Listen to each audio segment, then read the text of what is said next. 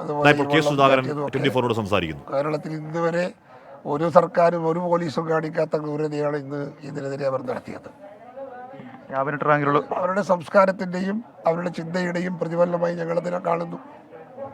Cabinet റാങ്കിലുള്ള ആളുകളുണ്ടായിരുന്നു, M പിമാരുണ്ടായിരുന്നു, എല്ലാവരും ഉണ്ടായിരുന്നു. ക്യാബിനറ്റ് റാങ്കുള്ളവരുണ്ട്, മന്ത്രിമാരുണ്ട്, എം പിമാരുണ്ട്, 4-5 എം പിമാരുണ്ട്. അങ്ങനത്തെ ഒരു വേദിക്ക് നേരെ ഞങ്ങളെ സ്റ്റേജിലേക്കല്ലേ അടിച്ചത്, സ്റ്റേജിലേക്കല്ലേ വെള്ളം അടിച്ചതും ഈ പൊട്ടിച്ചതും ഒക്കെ. വേദിയിൽ വീണിരുന്നു. ശരിക്കും ഞങ്ങളെല്ലാം വായിക്കകത്ത് കയറി ശ്വാസം മുട്ടിയില്ലേ. മുഖ്യമന്ത്രിയുടെ അറിവോടാണ് ഇതൊക്കെ നടക്കുന്നത്. അല്ലാതെ മുഖ്യമന്ത്രി പറയാതെ ചെയ്യൂ. ഇപ്പൊ മുഖ്യമന്ത്രി എല്ലാം വിട്ടുകൊടുത്തിരിക്കല്ലേ അദ്ദേഹത്തിന്റെ ബോഡി ഗാർഡ് എന്ന് പറയുന്ന ഗുണ്ടകളാണ് എല്ലാം തീരുമാനിക്കുന്നത്. അവർ പറയുന്നത് അതാണ് ചെയ്തത്. അടിയല്ലെങ്കിൽ വേറെ ഒരു പ്രകോപനം ഉണ്ടായിട്ടില്ല. ഞാൻ അന്വേഷിച്ചു.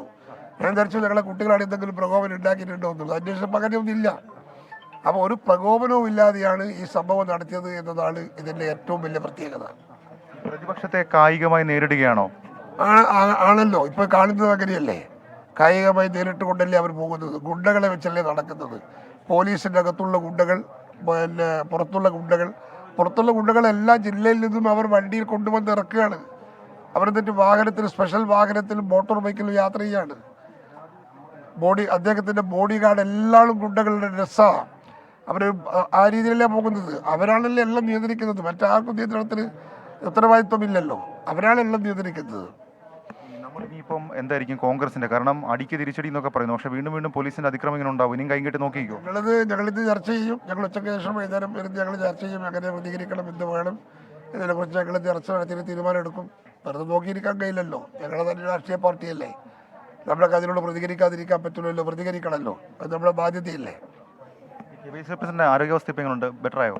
ആരോഗ്യം എനിക്ക് ചെറിയൊരു പ്രശ്നമുണ്ട്. അതുകൊണ്ടാണല്ലോ ഞാൻ ഈ US പോകാൻ വേണ്ടി തീരുമാനിച്ചത്. അപ്പോൾ അതിൻ്റെ പുറത്ത് ഈ ശ്വാസം മുട്ടിയപ്പോൾ, ഈ സ്മോക്ക് കയറിയപ്പോൾ ശ്വാസം മുട്ടിപ്പോയി പെട്ടെന്ന്.